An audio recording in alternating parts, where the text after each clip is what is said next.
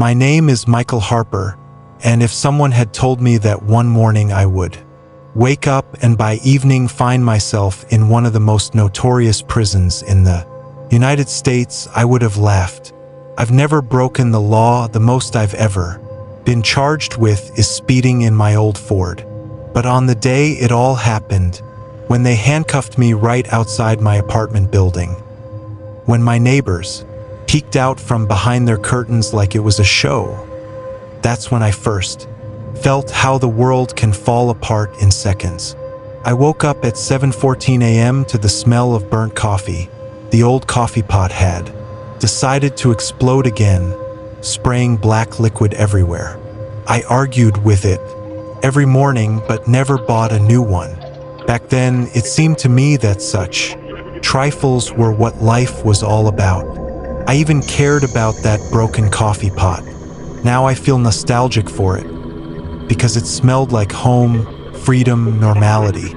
I didn't know that in an hour I would be wrapped in another iron thing, cold, dead like a trap, handcuffs.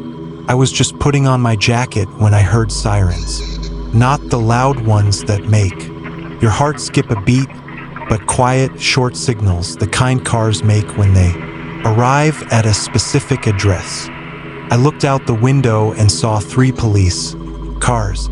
Honestly, the first thing I thought was, who broke something in Morris's house again? And then I heard, Michael Harper, come out of the house with your hands up, and something inside me snapped. It was as if someone had grabbed my heart and squeezed it so hard that my ribs cracked. At first, I thought they had made a mistake. It happens. One name for another. Couldn't be me. I opened the door and stepped onto the porch. 4 officers stood in front of me, one of them holding a folder. Harper Michael? Said the tall, dark-haired man with tired eyes, emotionlessly. Yes, but you are under arrest on suspicion of bank robbery and involvement in the hijacking of an armed transport. Keep your hands visible. What? Are you out of your mind? They didn't let me finish. They grabbed me roughly, twisted my arms behind my back, and cold metal clamped around my wrists. It hurt so much that I instinctively clenched my teeth. I didn't do anything. I was trying to breathe. You're wrong. You have to check. I was at work. You'll figure it out in court, Harper, one of the cops muttered, not even contemptuously, just wearily, as if he didn't want to do it either. But he did. Damn bureaucracy, damn system. They took me to the police station. The room was empty, just a table, 2 chairs, a camera in the corner. There was a sign on the wall, all interrogations are recorded for your safety. My safety. At that moment, I thought with bitter irony, whose protection are you recording this for? Mine or yours? 10 minutes later, Detective Grayson entered. He had gray hair at his temples, dark bags under his eyes, and a wrinkled suit, as if he had slept in it. He plopped down on a chair. Well, Harper, shall we begin? He opened the folder. I have some bad news for you. I've had enough of that already, I replied through clenched teeth.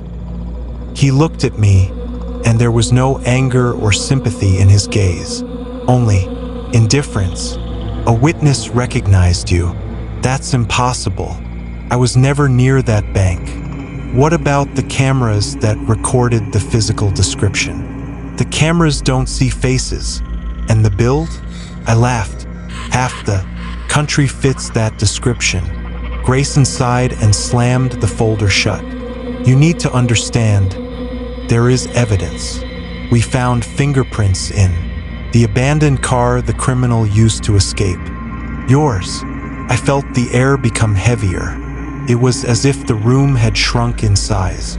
That's impossible, I whispered. Someone framed me. They planted it. Grayson closed the folder. Prove it in court. I'm not a criminal. I slammed my fist on the table. "That's what they all say," he replied calmly. At that moment, I thought for the first time that the system would not let me escape. The trial lasted 3 days. 3 days, and they decided that I was guilty of a crime punishable by 20 years in prison. The prosecutor had everything. Witness who remembered my voice, cameras that showed a guy about my height, and worst of all, those damn fingerprints. My lawyer looked like he had just been woken up. "Mr. Harper, we can appeal," he whispered to me before the verdict. "It's still possible, but you saw for yourself that it's nonsense." I clenched my fists. "You understand that I'm not guilty. It doesn't matter," he whispered quietly. "What matters is what the jury sees."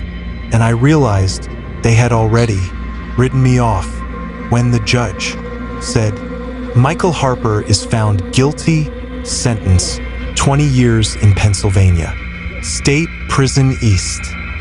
I felt that the world had not just broken. It had shattered like glass under my feet. They led me down the hallway, and I heard behind me, "Poor guy.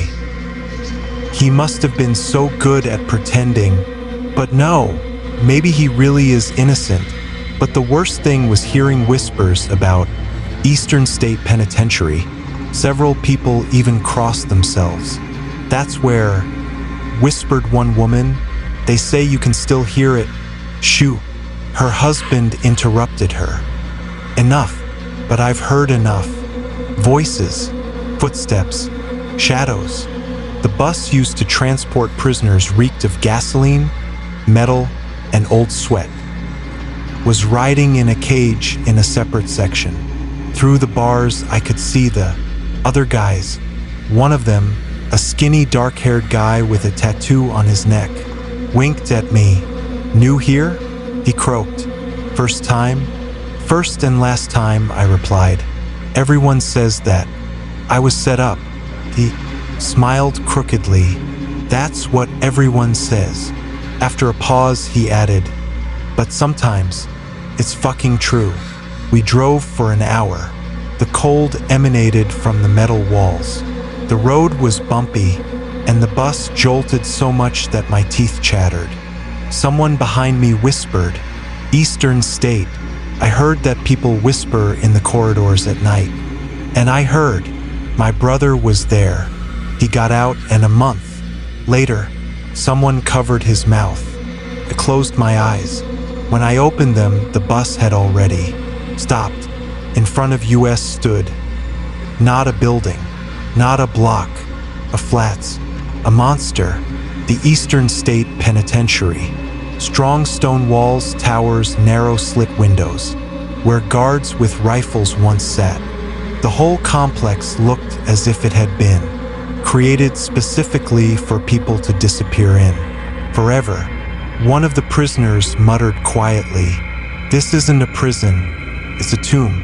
I wanted to say that this was an exaggeration, but when the gates opened in front of us, I realized that it wasn't even a metaphor. The first step inside was like stepping into hell. The air was different, heavy, stale, the kind that had been saturated by centuries of screams, despair, and blood. They led me down the corridor. The walls were thick and rough, and you could feel the history of violence in them. Where there are now worn stones, there used to be solitary confinement cells, the legendary dark wells. Every step echoed loudly. "Knock, knock, knock." "Get used to it," muttered the guard with the thick neck. "Even your breathing echoes here." And here, I swallowed. "Are there really ghosts?" He stopped. He looked at me as if I had said something stupid. But there was something else in his eyes. Fear? No, more like weariness from knowing. "Ghosts?" He shrugged. "I don't know what it is, but there's definitely something here." I shuddered. There was a rustling sound ahead, and then I saw them for the first time. Shadows. They flashed between the windows, like shadows of people, but they had no shape, like smoke moving on its own. "Did you see that?" I exclaimed. The guard looked ahead, and his face turned pale as chalk. "Go," he said hoarsely. "Just go and don't look." Cell number 137. Soundproof. Small. Cracked ceiling. Stains on the floor. I didn't even want to think about what those stains were. The door slammed shut, and at that moment, I felt loneliness envelop me. The air was cold, as if someone had just been breathing in the cell, and then disappeared. I sat down on the bunk. It was as hard as concrete, and suddenly I heard, "Michael!" A quiet whisper, barely audible, as if someone was standing behind me. I turned around sharply. Empty. I pressed my palms to my face. I wanted to scream, but my voice was stuck in my throat. Footsteps behind the door, then silence, and then something like nails scraping across the wall on the other side. Scratch, scratch, scratch. "Stop it!" I shouted. The wall responded with a rustle, as if something had run inside it. Pressed myself against the opposite wall, and then I heard a voice. "They already know you're here." I wasn't asleep. Every few minutes, something would crackle. Footsteps could be heard nearby, very quiet, almost timid. But the worst thing was the voices. "Here, we're here. Don't scream. You won't get out. You're ours." Sometimes they whispered right next to my ear. I felt cold breath on my neck, even though no one was there. At 1 o'clock in the morning, I heard someone walking down the hallway. I peeked through the small window in the door. The hallway was dark because the lights were turned off at night, but I could clearly see the shadow of a person. Slow, barely moving. "A guard?" I whispered. The shadow stopped, abruptly, and then turned around. But it had no head, just an empty, dark void. I screamed so loud that my voice broke. I crawled to the door, and I heard something scratching at the metal. But when the guard turned on the light, there was no one there. "What are you screaming about?" he yelled. "There was a shadow."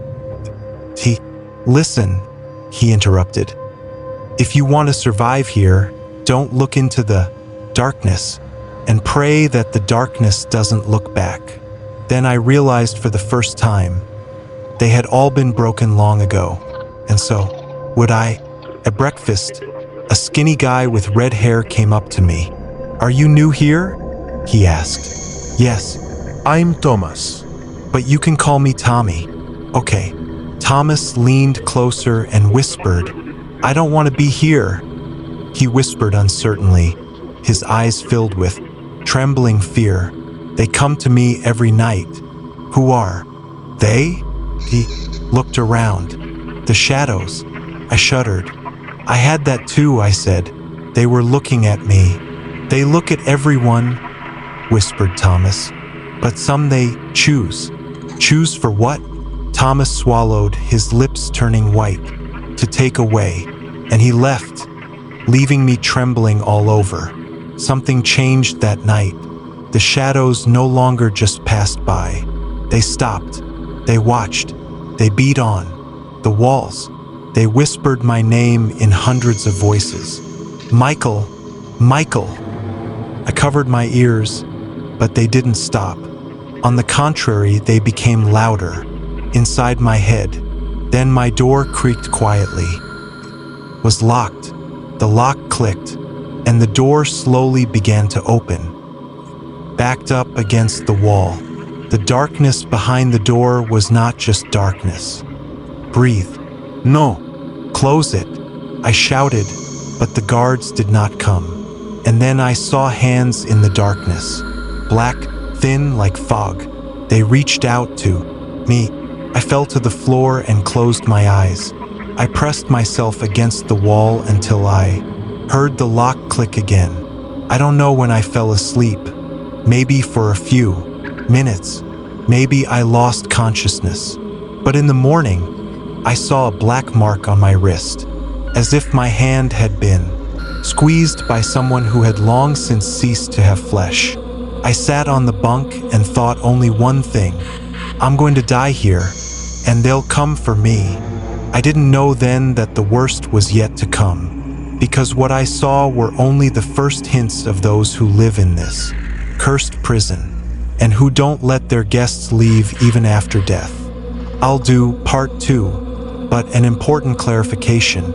In your request, the bully wanted to put him down could mean an attempt to humiliate or subjugate him socially, but it could also have other meanings. I will not describe any sexual violence. I will present it as an attempt to humiliate the protagonist, intimidate him, and break him in front of others, which fits perfectly into the prison context and does not cross any boundaries. If someone had told me that after the first night, things would only get worse, I wouldn't have believed them, because how could it get any worse? But Eastern State seemed to laugh at my hopes. Here, every day was a step down into a bottomless darkness. The second day did not begin with breakfast. It began with a deafening knock on the door that woke me up. Please, not again. I managed to think before the door opened and a guard with a square jaw appeared. Get out. It's time to go outside. He spoke as if he didn't care whether I came out alive or not. I went out. I kept calm, even though inside I was crumbling. The Eastern State Courtyard is no place for a stroll. It's a concrete pit with high walls. The sky above looked like it was being viewed through a narrow hole. No one smiled. No one joked. Everyone moved cautiously, looking to see where everyone else was standing, who was sticking with who was the boss here. I stood aside, afraid to look at anyone unnecessarily, but I couldn't avoid one glance. He was standing by a concrete wall, tall, broad-shouldered, massive. His face was square like a bulldog's. His arms were like cannons. He had a chain tattoo on his neck. When I first looked at him, he was already looking at me. Newbie, he drawled, as if savoring the word. Lost. I looked away. I didn't want any trouble. I didn't want to attract attention. But he moved toward me. Thomas, who was standing nearby, whispered, "Don't answer him. Don't look him in the eye. Don't go near him. He's toxic." Who is he? I barely moved my lips. Everyone calls him Clay. Thomas lowered his voice. They say he once killed his cellmate for sneezing. At night, even the guards are afraid of him. Here, I felt a chill run through me. Clay stopped in front of me and boomed, "What are you new here? Think you can just stand here and breathe the same air as everyone else without asking permission?" And that's when I realized for the first time, he wants to make me a scapegoat, to put me below everyone else, to humiliate me so that I would never raise my head again.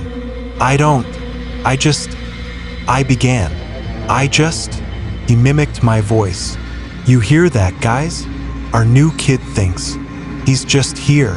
Ah! A few prisoners laughed hoarsely, but most remained silent. Everyone knew Clay. No one wanted to get involved. "Listen," I gathered myself. "I just want to serve my time and do you want to?" He interrupted and leaned so close that I could smell onions and blood from his mouth. "You don't want to. They want you here. Want you to show everyone who you are today." He pushed me in the chest. Barely stayed on my feet. "Don't," Thomas whispered. "Just walk away." But I couldn't walk away.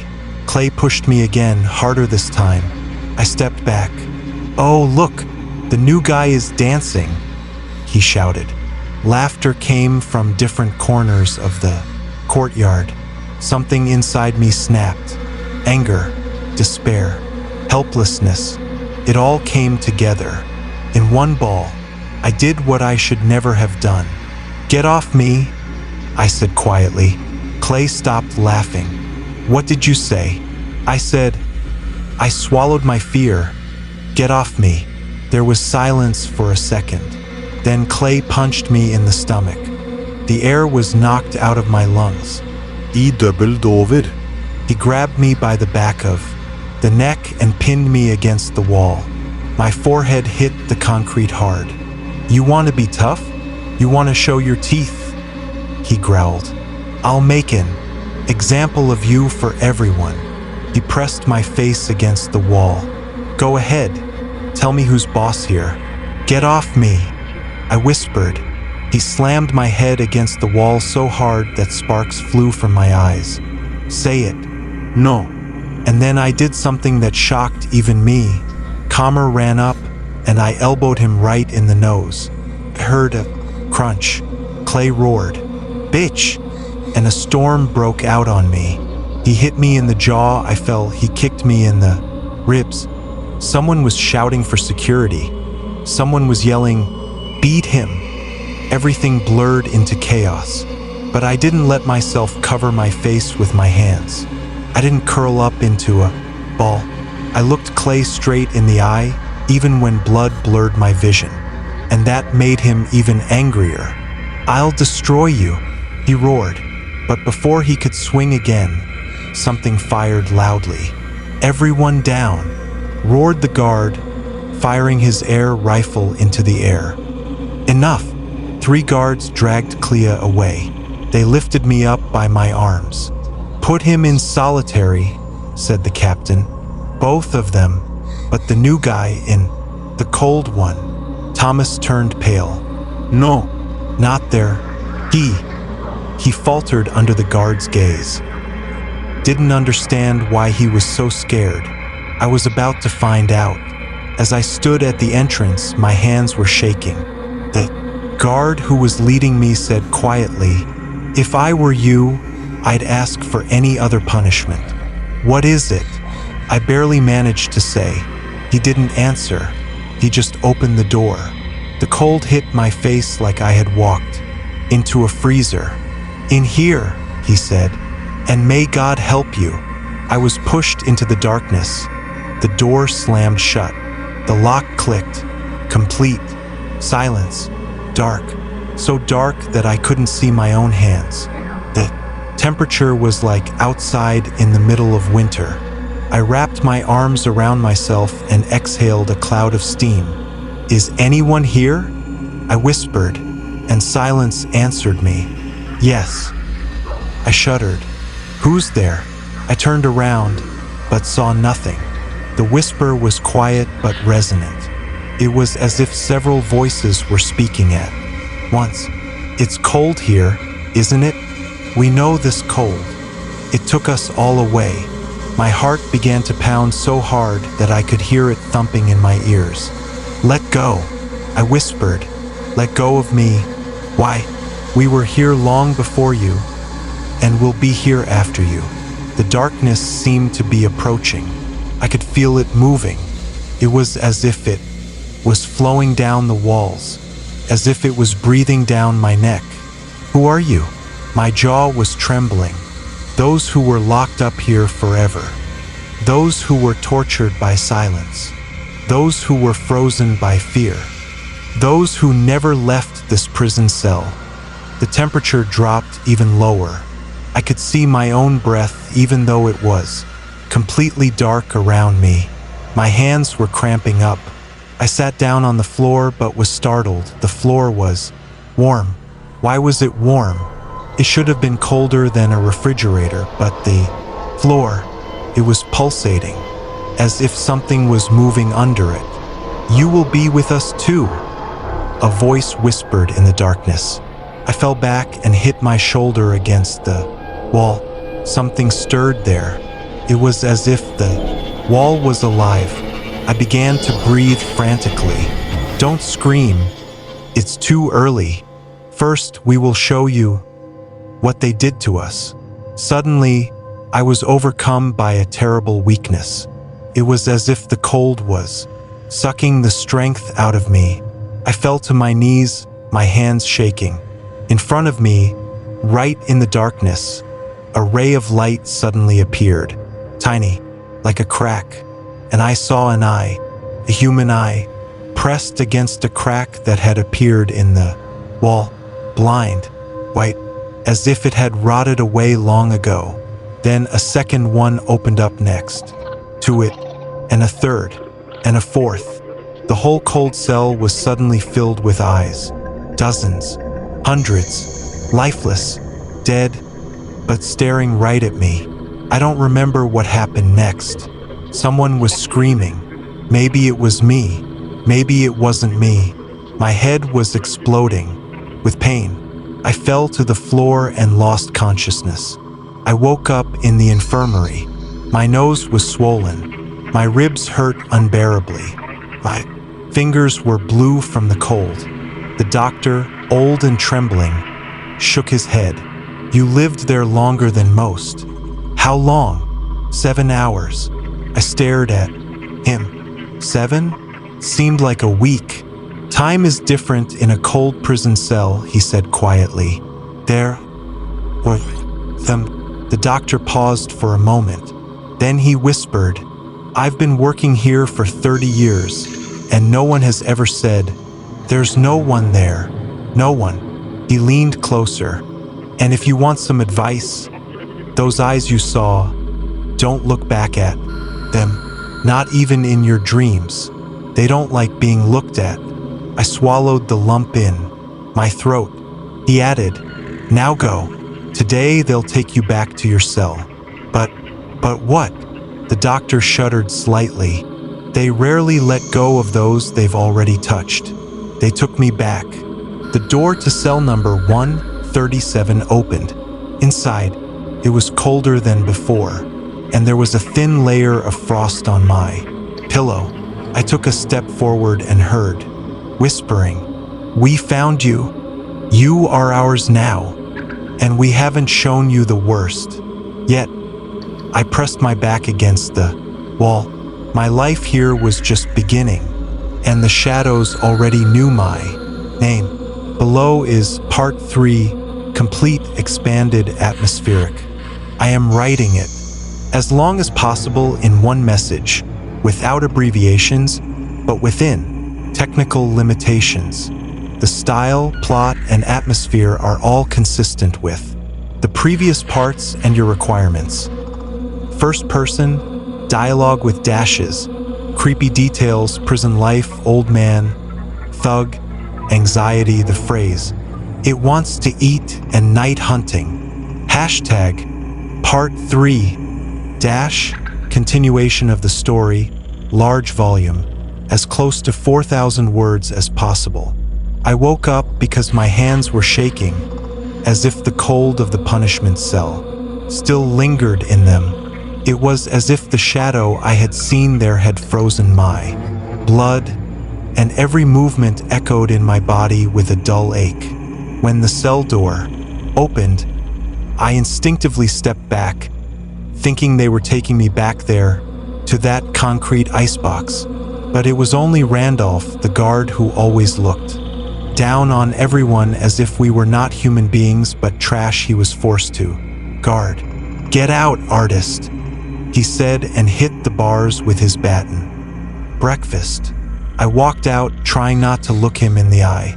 After solitary confinement, even, the fresh air seemed bitter and heavy.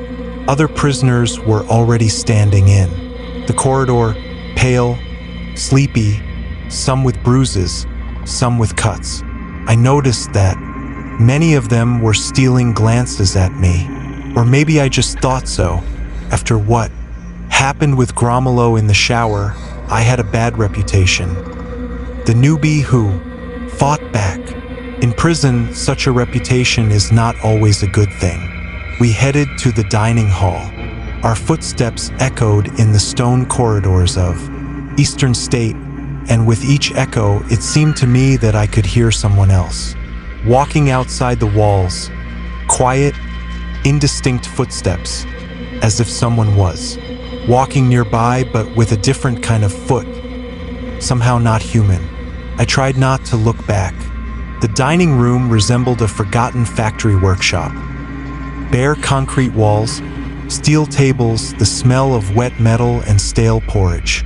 We went inside and immediately heard the clatter of plates, the clanging of cutlery, swearing, wheezing, laughter. Everything mixed together into one dirty mess. I took a tray. They dumped a yellowish mass on it, similar to semolina porridge, but with a smell more reminiscent of wet cardboard. I swallowed hard. An inner voice whispered to me, "Eat, otherwise you won't survive." I sat down at the table in the corner. That's where Grandpa always sat. He got his nickname not because he was very old, although he was clearly over 60. It was just that he had been here so long that no one even remembered his name. I didn't know it either. He sat quietly, hunched over, his prison jumpsuit hanging on him like a sack. His eyes were dark, cavernous, with a kind of subdued despair. And something else, I noticed it right away. There was memory in his gaze, a terrible memory to sit down, he muttered without looking up. Sat down. We ate in silence. I swallowed the porridge almost without chewing.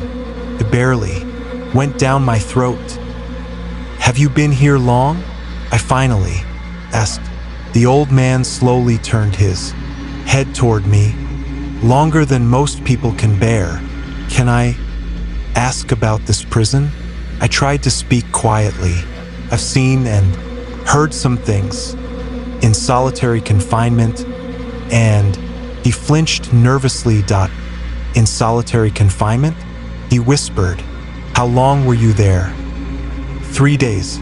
He gasped sharply, as if I had said something crazy. 3 days. He muttered. "Many people don't come out of there quite themselves after a night there. And you..."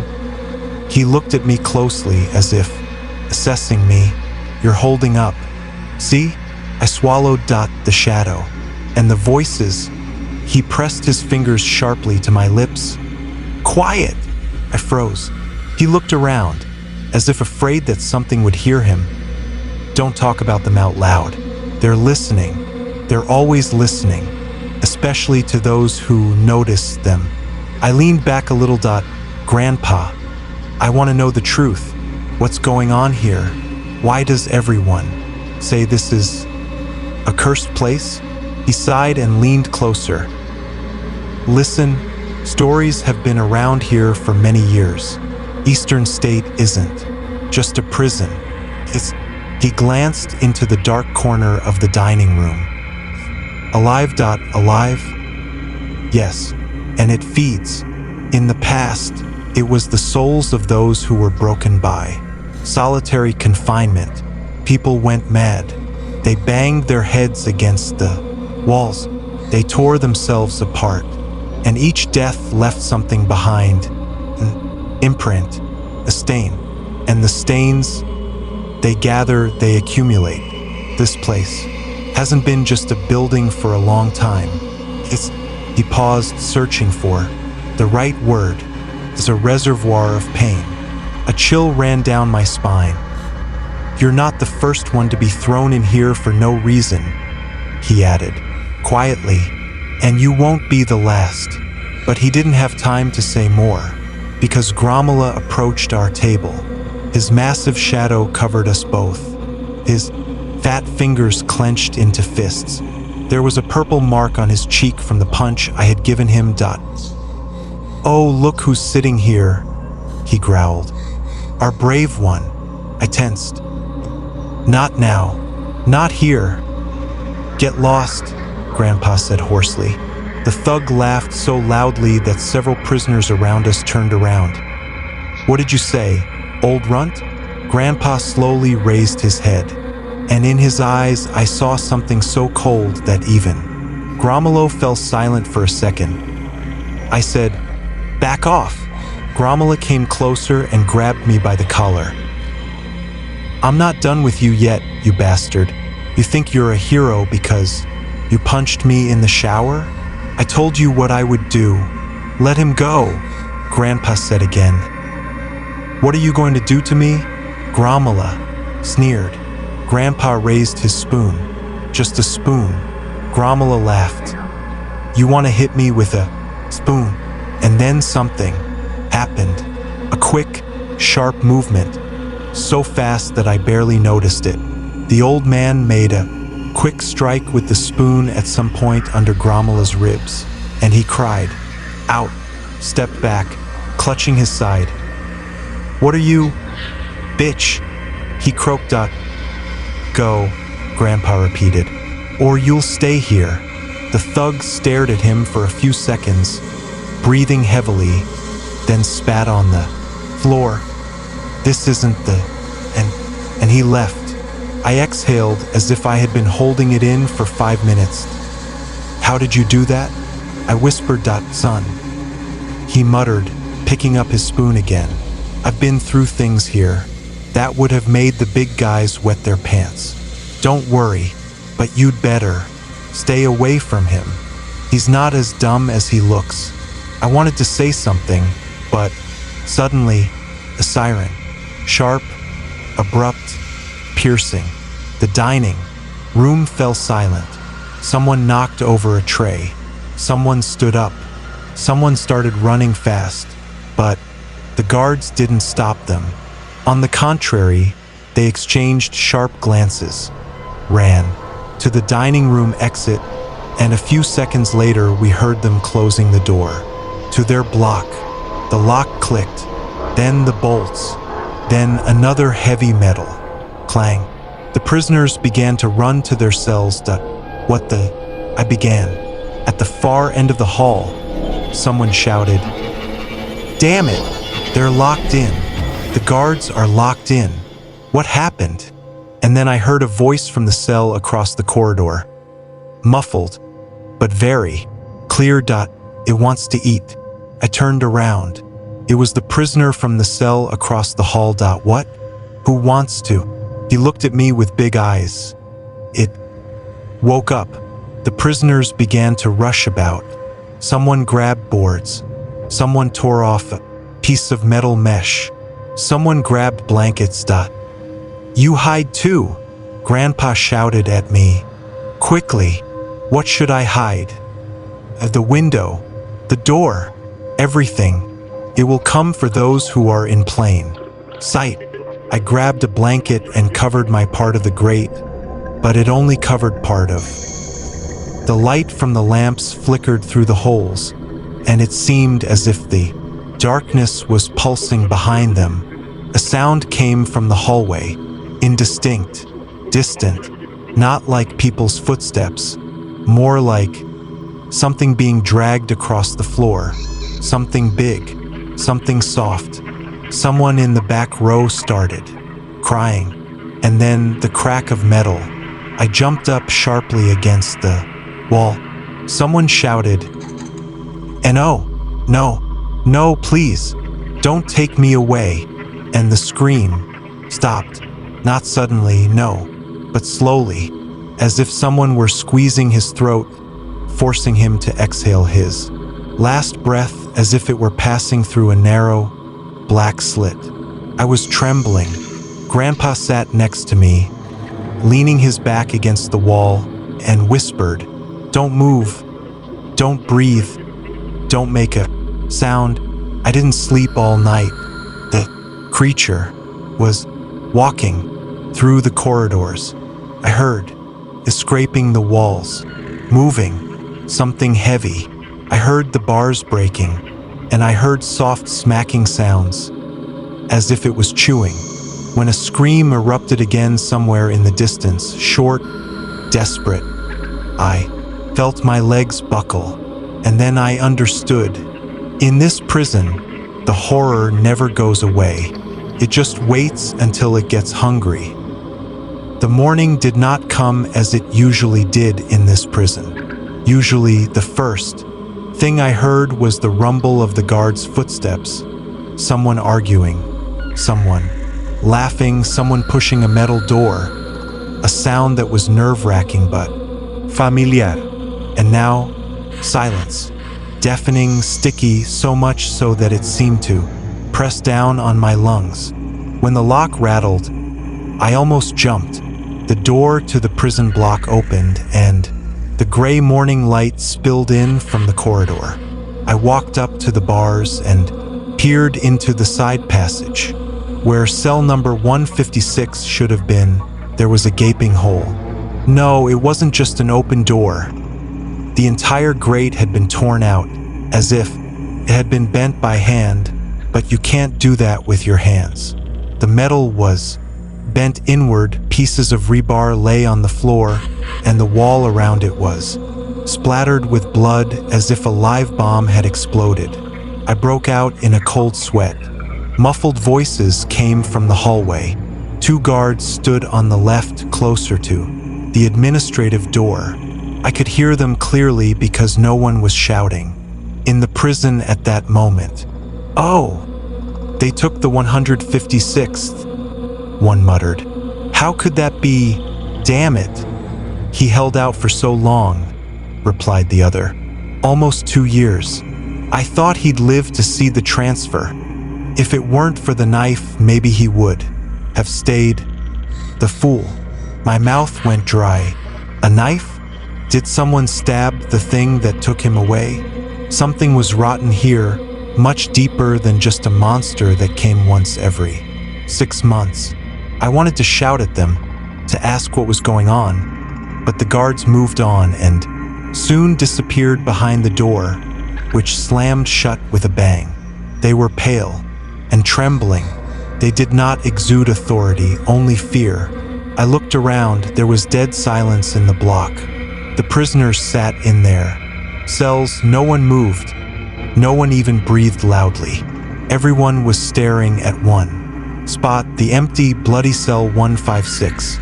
It always comes one at a time. That's what my grandfather said. But this time something went wrong. "Hey!" I heard a quiet hiss from the cell opposite. "Are you new here?" "Come." Closer. I hesitated, but moved closer to the bars. "Do you know why it only took one?" A voice trembled in the darkness. Because it's always like that?" I whispered. no, "He stabbed him with a knife. Can you imagine? Right in the stomach." I saw. I glanced once, thinking he wouldn't have time to reach me, but it saw me, and his voice broke, and the man gasped for breath. "Listen. Doesn't forgive things like that. Do you understand?"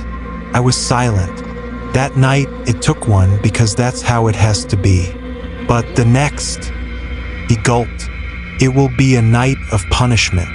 It wants revenge for that wound. Very bad." He wasn't exaggerating. That night, the prison shook. Screams, rumbling, the sound of doors being torn off, bodies hitting the wall, one after another. 10, 12. Someone prayed, someone called for their mother, someone just tore their hair out so they wouldn't have to think about. By morning, it had quieted down, and now dead. Silence. The prison was in complete disarray, dozens of bars torn. I remembered my grandfather, about his voice, which always rang out in the dining hall, no matter what was happening, about his stories, which were hard to believe, but I believed them, because in this prison, it's impossible not to believe. I rushed over to my neighbor. "Have you seen the old man?" The old man with a bald spot, he always sits in the dining room. My neighbor was silent for a long time. Then he said, "They took him to solitary yesterday." I was shocked. For what? Who knows? They just came and took him away. They said it was an order from above. But after 156 farted, maybe they thought the old man knew something. He's been here the longest. He knows everything. I stood there, unable to believe it. "Grandpa," in solitary confinement at this time when it's going around? And what kind of camera is the cell? I exhaled. My neighbor immediately fell silent, as if I had said something forbidden. Are you out of your mind? He hissed. No one goes there. You wouldn't go there, even with 5 guards. It's dark there. Feels better there. I backed off, but the thought of my grandfather wouldn't leave me. No official mourning was announced in the prison, but from the expressions on people's faces, their glances, and the deafening, lingering silence, it was clear that everyone was grieving, not because anyone felt sorry for the dead. Few people here were saints, but everyone understood. The next one could take anyone, and most importantly, what happened tonight was not according to the rules. Always came one at a time. That's how it had been for decades, but not anymore. I sat in my cell, clutching the sides of the blanket. No one made a sound. There wasn't even any snoring. People were afraid to breathe too loudly. Everyone listened to see if it was coming again. And then I broke down. Couldn't just sit and wait. I couldn't just listen to the people around me freeze in fear. I couldn't forget the old man who, on my first day, told me how to survive here, who covered for me in the dining room, who warned me about the rules. And now he sits in the darkness of his cell, alone, without light, without anything, while something roams the prison that fears neither metal, nor guards, nor even the normal laws of nature. I felt my heart beating so hard in my chest that my hands were shaking. Dash, I have to find him. That thought was the only one that wouldn't let go. The prison fell silent, and I could only think of one thing: how to get to solitary confinement. And is Grandpa still alive?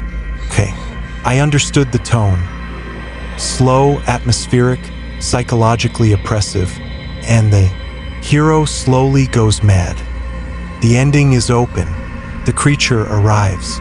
Fear, shadows, knocking, uncertainty. No description of any suicidal actions, just mental breakdown and horror.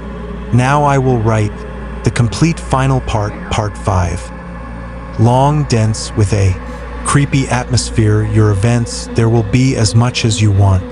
Approximately 6,000 words of content, i.e., a very large chapter. It seems to me that it was on that very night when everything started to move. From a deadlock, when the prison began to groan as if the bones of the long dead were stirring inside it, that I truly felt for the first time that there was no longer a boundary between reality and the horror that had lived within these walls for decades. The creature that came out every few months woke up angry, hungry, and no one could hold back its hunger anymore. The silence in the cell was so thick you could cut it with a knife. The prisoners did not move. Some did not even breathe, or did so quietly that it seemed as if they were already dead. After last night, everyone knew it would return. I sat there, completely covered with a blanket, as if it could protect me. And suddenly I remembered my grandfather. He was in solitary confinement, alone. If the creature walks the corridors, if it is angry, if today it wants to take not one but all, I felt cold, very cold, like on a winter morning when the ice pierces your lungs. I stood up. I stood there for a few seconds, listening to see if I would hear that sound. Again, a dry shuffling, as if someone huge was touching the walls. But it was quiet, strangely quiet. I cautiously left the cell. The corridor was empty. The light flickered. Once, twice, pause. Once. The smell of dampness mixed with something metallic. The air seemed to sway. I headed toward the punishment cell. I remembered the way because I had already tried to imagine where he was being held. The closer I got, the colder it became. When I reached the corner, I saw something I shouldn't have seen. Two guards sat in front of the cell door. They did not stand. Both had their heads in their hands, leaning against the wall like children, running away from thunder. One was quietly sobbing. The other whispered something indistinct, repeating endlessly. It wasn't supposed to happen. It wasn't supposed to. It wasn't supposed to. Approached slowly. Hey, what happened? The sobbing stopped. The whispering ceased. They looked at me as if they had seen a talking corpse. You're the one. One of the guards swallowed hard. 137. Where are the keys? I asked. I need to go to solitary confinement. The second guard laughed quietly. It was a dry, stifled laugh. If you want to go, we're done. We're out of the picture. We've had enough. And he pointed to the door. A bunch of keys hung on a hook. When I picked up the keys, they felt colder than they should have been. The metal seemed to absorb the warmth of my fingers. I opened the door. Slowly, very slowly. It felt like the old iron handle was screaming under my weight. The smell hit my nose immediately, sharp, wet, rotten. The smell of blood. I went inside. The light from the hallway barely touched the floor of the cell. It was dark. There, very dark. I had to feel around for the light switch. Click. A dim yellow light flickered under the ceiling, barely hanging on. The old man lay on the floor, in a pool of blood that had already turned dark, almost black. It seemed that it had not just flowed out of him, it had boiled and frozen at the same time. Grandpa! I rushed to him. Grandpa, hang in there. He opened his eyes, with difficulty, as if his eyelids were glued shut. Don't, he said hoarsely. Don't, boy, it's all over. It's all over. Who did this? I almost shouted. It always came, he whispered, but this time, they woke it up. It wasn't supposed to. It wasn't supposed to happen. He coughed. Blood touched my hand. Hot. You? Listen. He grabbed my sleeve. You need to know. Wyatt's here. Wyatt's hungry. I leaned closer. His voice became almost inaudible. It's not a ghost. Not a demon. It's the remnants of human suffering. Those who, here, were broken. Not one. All of them. It's hatred that has become flesh. Do you understand? I nodded. It doesn't come for those who are guilty, he whispered. It comes for those who smell of fear and truth. His eyes rolled back. Grandpa, but he was no longer breathing. The light above us flickered, and from the dark corridor behind the door of the punishment cell, something quiet, almost imperceptible, scratched the wall. I froze. I ran out of the punishment cell. The guards were gone. They had fled. They didn't even hear me slam the door. I rushed back to my block, hearing something slowly and methodically scratching. The concrete behind me in the corridor. Not hard, not in a hurry, as if it knew that I wouldn't escape anyway. When I rushed into my block, someone below shouted, "Hey, you, number 137. I peeked through the bars. It was a young guard, one who hadn't yet been driven mad by fear. "You're free," he shouted. "The documents just arrived. You're not guilty. You can go." "What?" I gasped. "Run, if you can. I don't know if it's already." He fell silent, looking around. "Just let's go." He turned the key, opened the door, grabbed my hand, and literally dragged me down the hallway. Faster, faster. he repeated, looking back. We bodies were past, some still breathing, some were not. The lights went out and came back on again. When we reached the main exit, the guard pushed me out sharply. Run! And then he closed the door from the inside. I could still see him through the window as he jumped back, as if something was moving deep in the hallway. Then the door fell, silent. I walked all night. I don't remember how. No cars, no people, just darkness and cold. When I got home, it was dawn, cold, pale. I lay down on the bed and tried not to think, but it didn't work. Every time I closed my eyes, I heard scratch, scratch, scratch, scratch, as if someone was touching the walls of my consciousness. On the first night, I heard knock. I shuddered. Knock. Louder now. I went to the window. No one. Only darkness. When I returned to bed, I heard a third knock, this time on the door. Who's there? I whispered. Silence was the only answer. Then scratching. Not on the door. On the floor. Under the window. Just like in a prison corridor. Didn't sleep.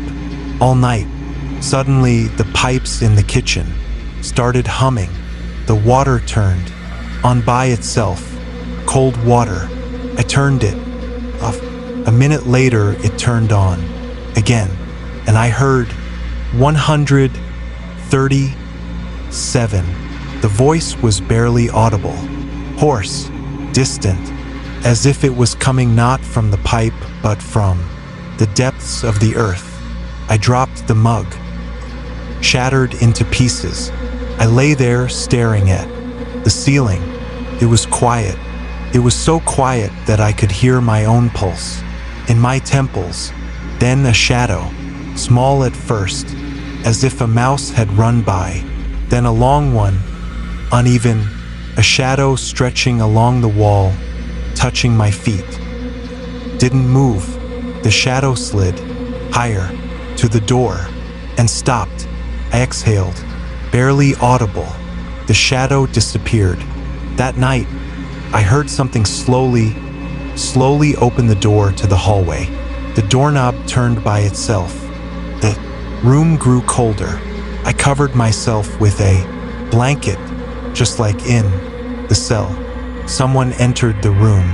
Not footsteps, quiet rustling sounds, as if a heavy body was sliding across the floor.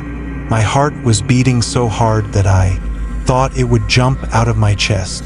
I didn't breathe. The air seemed to thicken. Then I heard a familiar breath. Slow, deep. It was as if someone was standing over my bed. Why?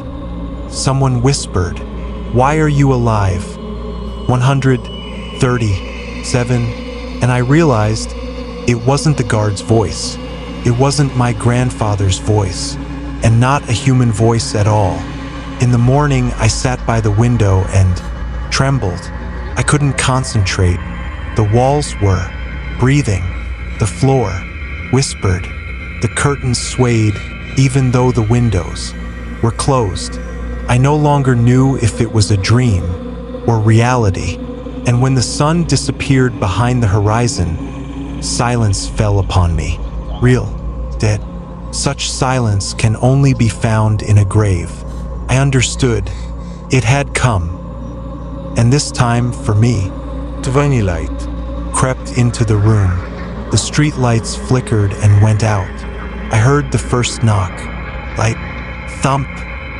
Then a second knock on the door, on the window at the same time. Then something slowly ran a claw across the wood, as if testing the strength of the board. I stood in the middle of the room. The air trembled. A shadow grew on the wall, long. Impossible. It had no shape, only the outlines of hatred and hunger. It slowly turned its head toward me, and at that moment I realized the prison had not let me go. IT hadn't let me go. Because my grandfather had told the truth. It comes for those who smell of fear and truth. The darkness in front of me stirred. The knocking grew louder.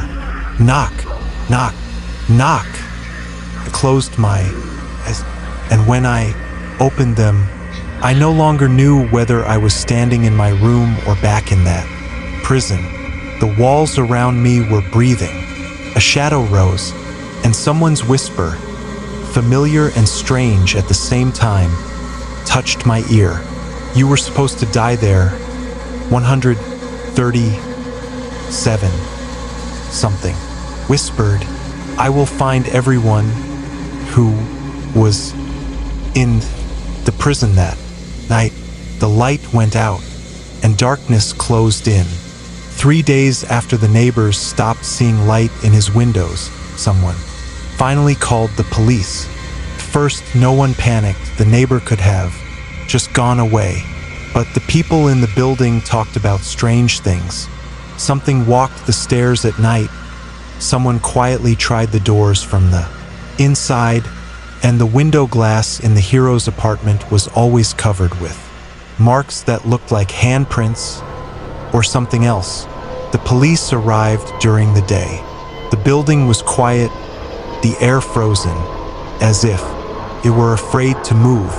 The hero's apartment felt lifeless even before they opened the door. The lock wasn't broken.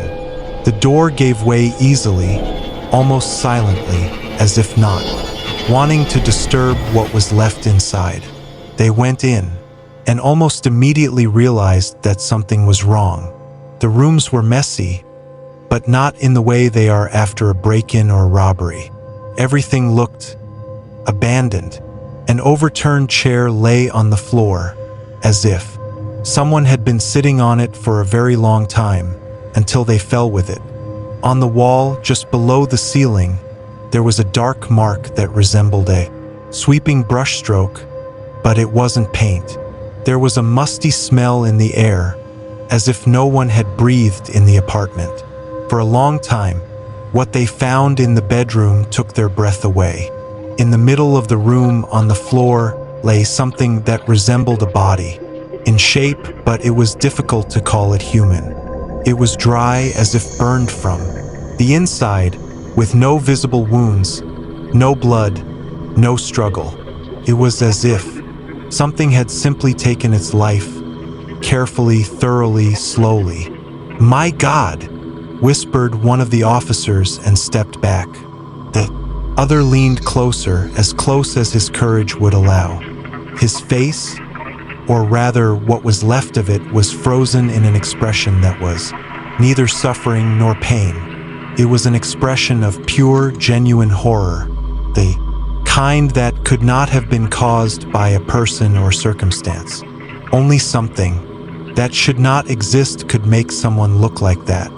The documents on the table, the belongings, the photo, the notebook on the nightstand, everything confirmed that it was him, the one who had been released from prison a few days ago, the one who had said to his neighbor through the door, "I can't take it anymore.